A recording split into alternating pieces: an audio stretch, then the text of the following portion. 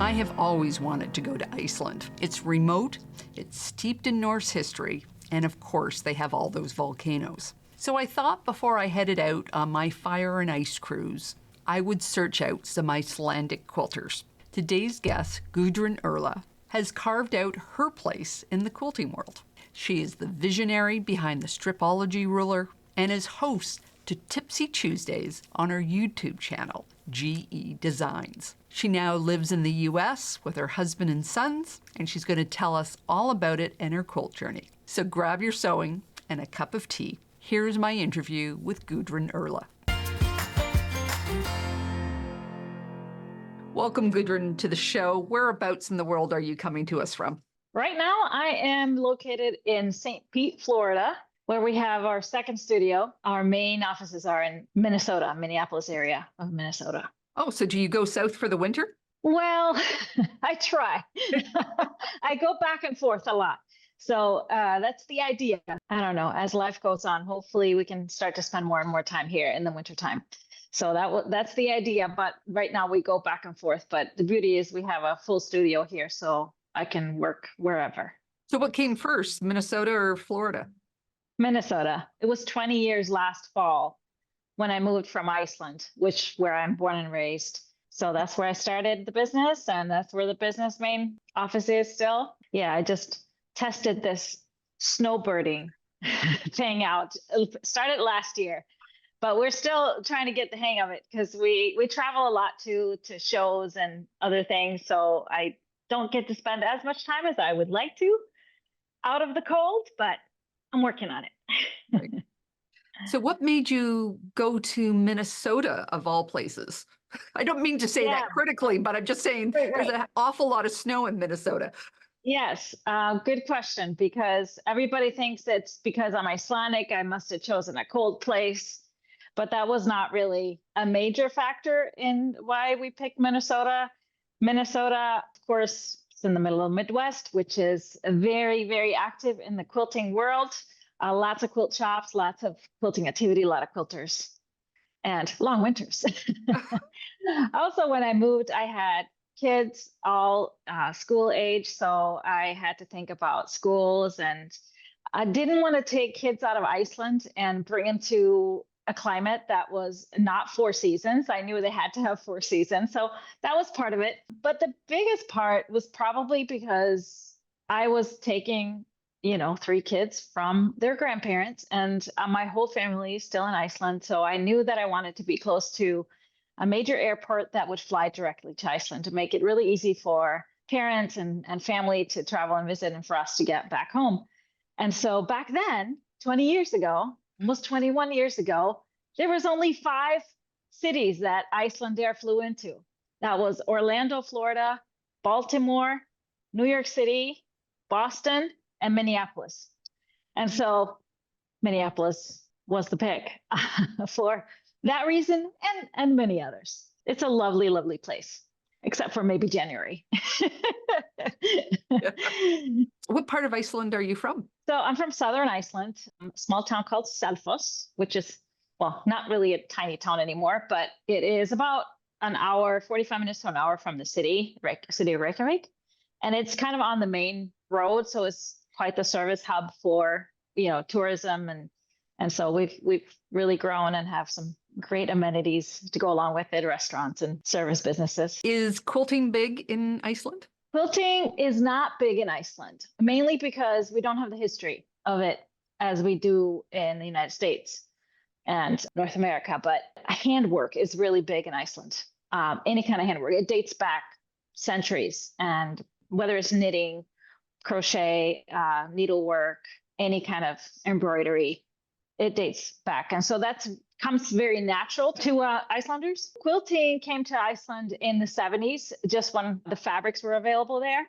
And so just like any other quilters, once you become a quilter, there's no going back. So even though Iceland is lacking actual quilt shops, tragically, because many of them have closed down, and pretty much all of them, none of them really has like a storefront that's open every day. Quilters are hardcore. They're going to get their hands on fabric and they're going to quilt no matter what. So are you saying I should pack my suitcase full of fabric? I'm sure you could easily find some recipients, but the internet has really changed everything. And so I was shopping online, and I mean, that's how I started in the industry. I opened up the first Icelandic online quilt shop back in 2000, and that's how I got started. So Icelanders are very savvy. We got the internet, pretty much the whole nation took to that really fast because of our isolation. And so it just opened up worlds. Nothing new to us to not try and get fabric from wherever we needed to come. Canada embraced the internet really early too. And I think it's because of the isolation. Like we're just, Yeah. you think of us as a big country, but truly we're just lots of spots along the And bottom spread edge. spread out too. Yeah. Now, you first got on my radar during COVID. You ran a sew along that got a lot of traction. Was the sew along planned before lockdown, or did it come out of lockdown?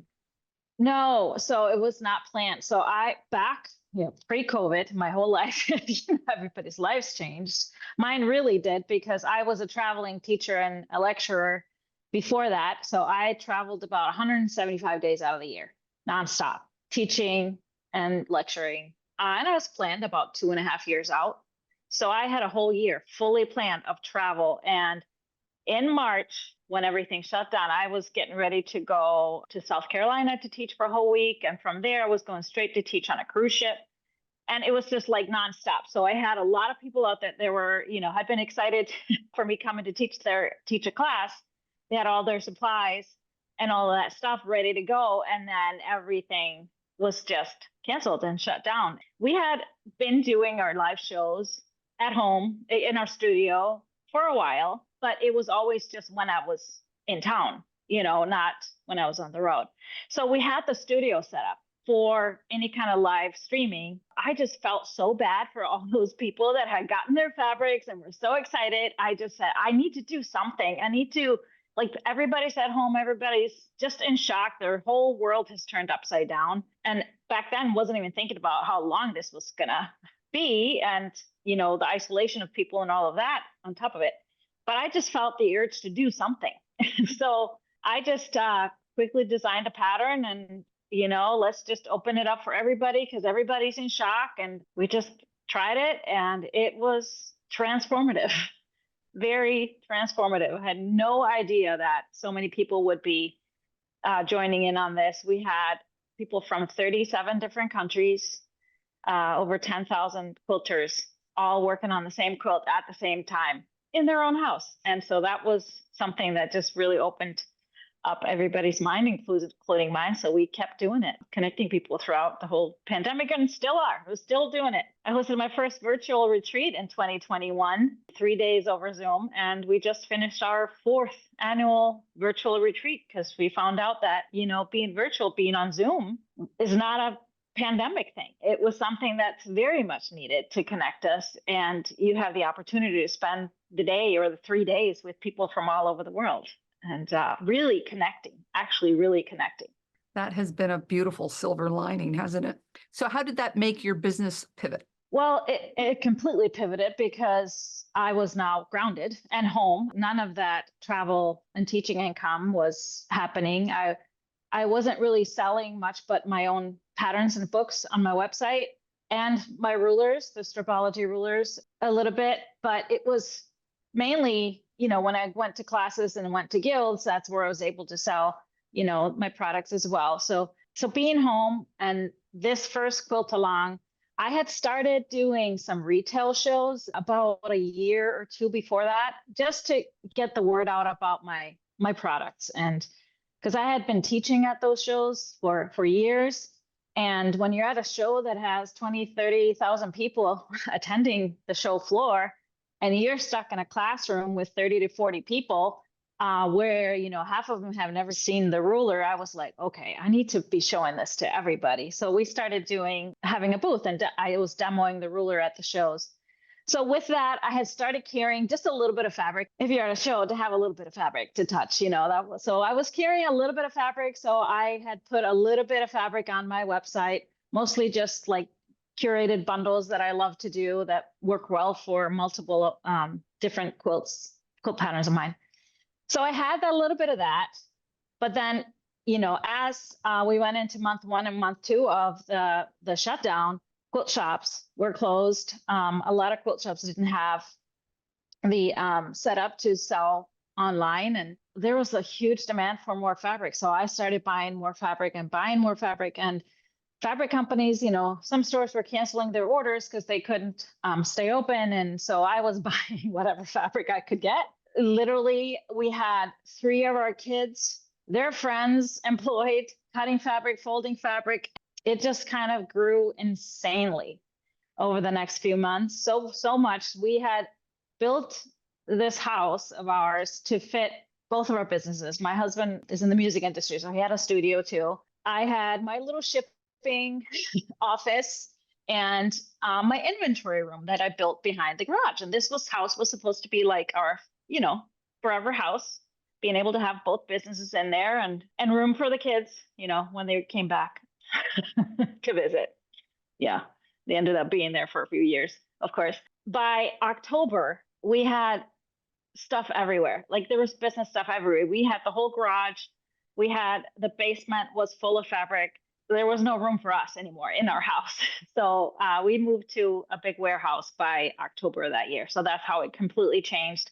We started doing the shows, obviously, on a weekly basis. Twice a week, I was doing live shows on top of doing the quilt alongs, the sew alongs on a regular basis as well. We raised a lot of money for charity, and it just grew and grew and totally changed what I do. So now I don't have no time to travel and teach. I do it virtually.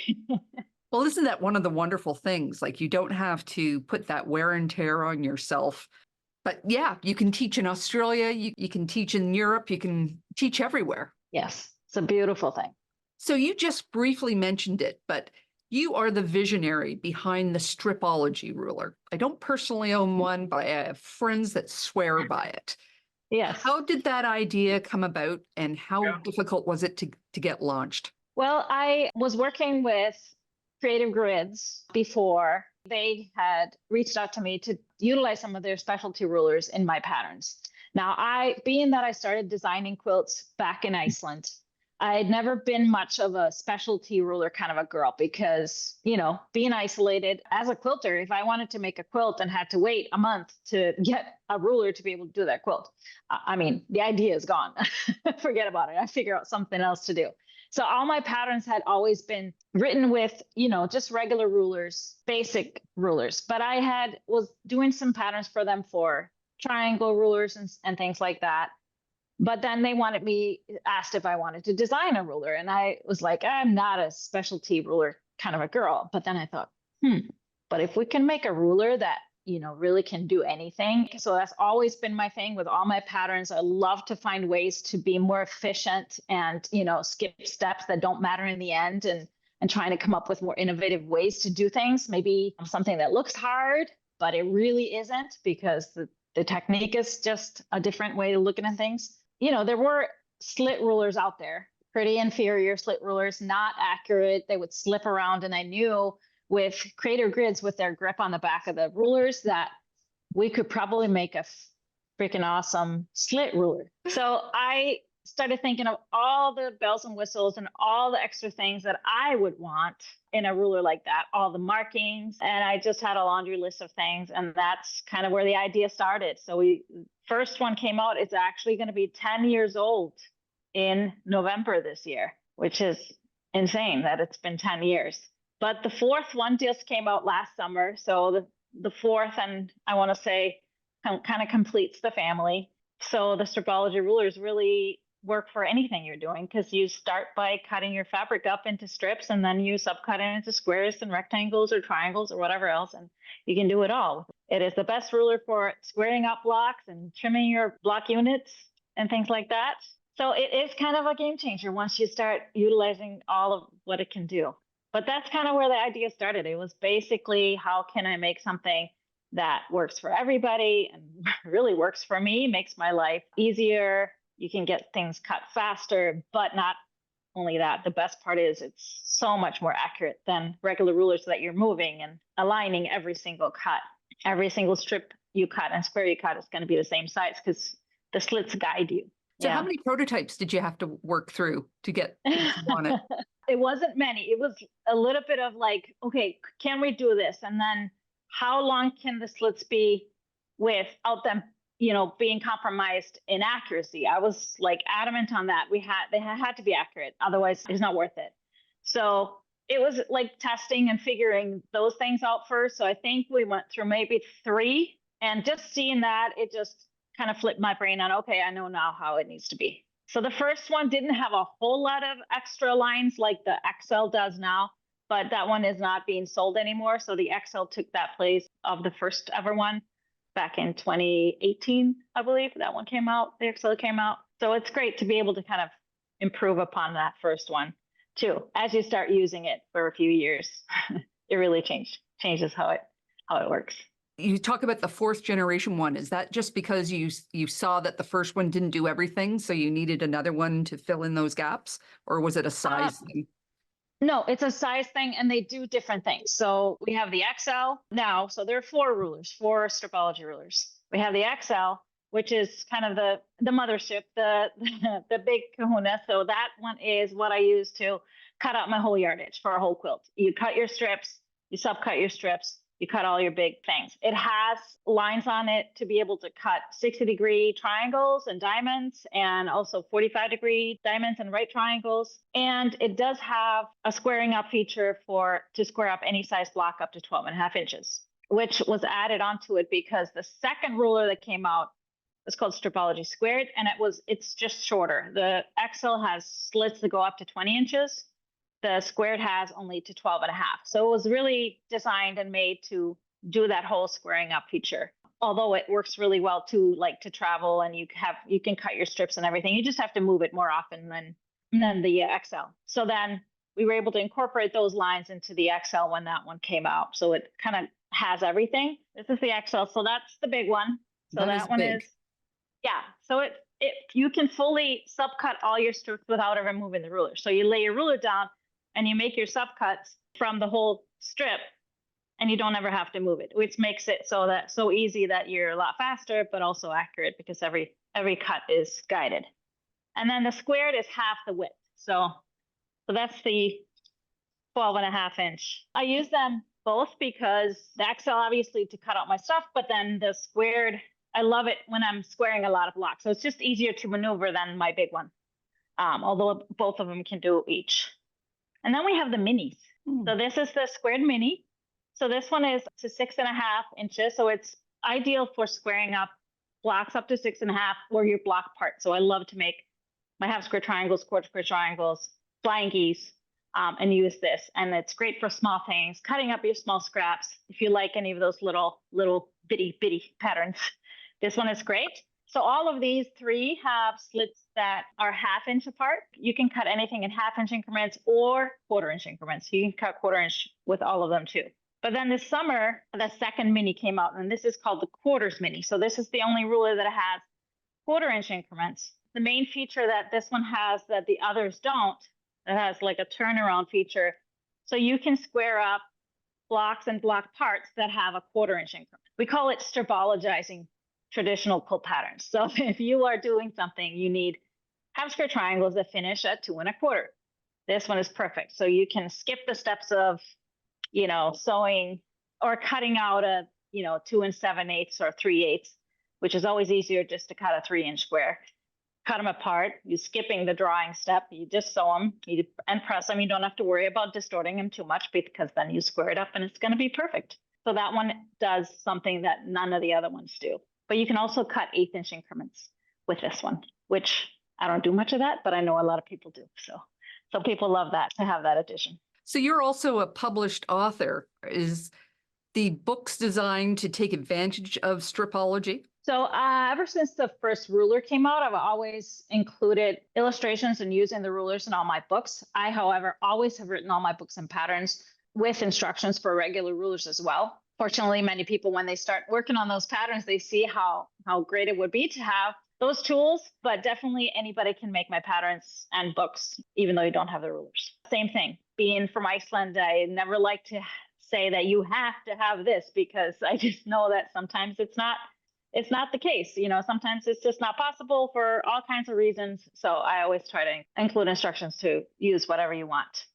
And I've done that. I did that with the sew alongs. I always showed how you can do it different ways. Do you self-publish or do you work through an established publisher?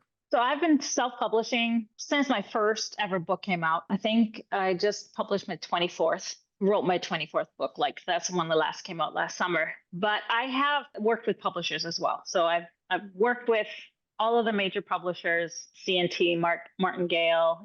I had a book with Kansas City Star and Leisure Arts. But I always came back to self-publishing, prefer that for many reasons. Yeah, so nowadays I only self-publish. So who edits them if you're self-publishing? Well, I have a lot of help, so I like to multiple test my patterns. I lay everything out myself. I do all of the illustrations and all of the tech editing stuff. There's a whole team at the publishers that does that, but I do a lot of it myself. Are you a member of a guild? I was when I first moved here. The problem was that, you know, once you have your own business and especially traveling, I never had time to go to the meeting. So I supported the guild. It was in my hometown to start with. And then I'd never made a meeting. But I do belong to like the Modern Quilt Guild and any national associations. I belong to those. Yeah. I don't think I've met you at QuiltCon. I'm pretty sure I stopped at your booth, not this time, but Nashville. Well, God, that's 2019. Holy mackerel. Yeah, that was pre-COVID. Yeah. But what did you think of QuiltCon this year? It was great. It was packed. It was so many people. Their biggest show. Yeah. We were wildly busy. We've never been so crazy busy. We sold out of everything, but it was just exciting. The energy is really, really exciting. And this year in particular, I just loved the diversity of people and quilts and everything, and just the happy vibe. It's kind of the first time where I really feel that difference. You know, we started going back out to the shows. 2022 was the first in Houston. The vibe was, you know, still pretty down, you know, everybody was not feeling safe out. But the difference for a year now later, it's huge. So everybody's excited to be out and see quilts and fabric and people. And so it was beautiful. It was a great experience. You know, it's interesting to see I shouldn't say a transformation. It's more like a development of the modern quilting. And, you know, when QuiltCon started and things were really very, very contemporary at first. And now we're seeing all those traditional blocks coming into the quilts, but, you know, in that modern aesthetic. And so it's just interesting to see how things evolve. So my theory of the difference between a traditional quilter and a modern quilter isn't necessarily the results. To me, it's the approach. You know, maybe it's not so black and white. I think it's pretty fluid, that line. I myself have always considered myself kind of straddling that modern and traditional line. I was like probably 6-7 years ago, I was not looked at modern enough. And now people look at my quilt super modern. And I'm just like, well, I'm just a quilter. I mean, I love both, you know, looks, and coming from Iceland and having that insane history of handwork. Like I said, I have books with patterns, and it's just patterns that can be translated into knitting or needlework or anything that date back to the 1500s. One of my books is called Quilts of Iceland. And so all the quilts in there are inspired by Iceland, along with stories and recipes and stuff like that. There's a quilt in there that is based on, you know, the Icelandic knitted sweaters with the patterned yokes. So I took that pretty much from my own sweater and put it on a quilt. And everybody's like, oh, it's such a modern quilt. And I just nod my head. Yeah, the pattern is about 400 years old. But yeah, it's a very modern. So it's like, what does that word mean to you? Mm-hmm. Because it means different things to different people. And I think some take it as, like you said, a more improvisational way of quilting, whereas others think of it as the result. Like, what does it look like? And that includes like the colors and the fabrics you use. And then when I get asked, like, am I a modern quilter? Am I a traditional quilter? I'm a quilter. All of my patterns are based on, I'm a geometric designer. I'm not a look designer. You know, we have a lot of quilting designers, beautiful friends of mine that have an aesthetic. You know, you just know when you see their quilts, that's hers, because they have a look. you know, I don't have a look because I love fabric. Something that I have had since I started quilting, just an insane obsession of fabric. And I have to have it all. And I have to try all the different ones. And when I see something I haven't seen before, I got to try it. And so my quilt patterns are geometric designs. So you can use whatever fabrics in them and it's going to look good. Whether you use batiks, whether you use Civil War, or whether you use Ruby Star or whatever, or solids. And so that's the beauty of it. And that's what's really fun to see, like really, really visually see, like after that quilt along back in 2020, when we had hundreds and hundreds and hundreds of the same quilt, same pattern, all look so different just because people use different fabrics. And then I always encourage all of my students to break the rules and be a rebel, because then you end up with really cool things. Yeah. When you don't always follow the rules and then the pattern to a T. So, yeah. I love sew-alongs almost just for that reason. Yeah. Of seeing how you take the same pattern, sometimes even the same fabrics, and people just interpret it totally differently. Exactly. Yeah, that's the best part. And for a designer, that's the best thing. Like, you get to see all these versions of your pattern. You know, I think any which one is better than the next. And it's just, that's amazing. That's fulfillment to me when I can see all these different versions that people created, something that they love from something they love, their fabric, and they really love doing it. And that's what we are all about, or I'm all about, is bringing in that joy of quilting, just the process. And that's what my tools do. They make it easier and more enjoyable and more actually accessible, because the Stripology Rulers make it really easy for somebody that has any kind of arthritis problems or tremors or vision problems. They're able to cut accurately again, and the process is fun and easy. So tell me about the beautiful quilt behind you. Oh, that one is going to be a new pattern that's coming out at the end of the month. It's called Billy. I taught it at our virtual retreat that I just mentioned. And so I just finished this version. I have made, I think, 5 versions of this quilt in different colors. And that's the beautiful part. There's different layouts. And yeah, just like you, I love that rust color with the grays and the blacks.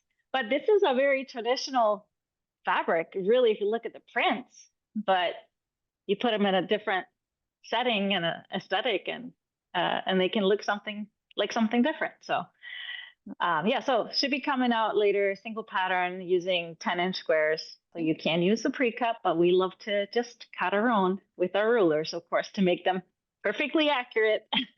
And also you don't get those like whoopsies in there that are, you know, the unfortunate ones. You get to curate it however you want.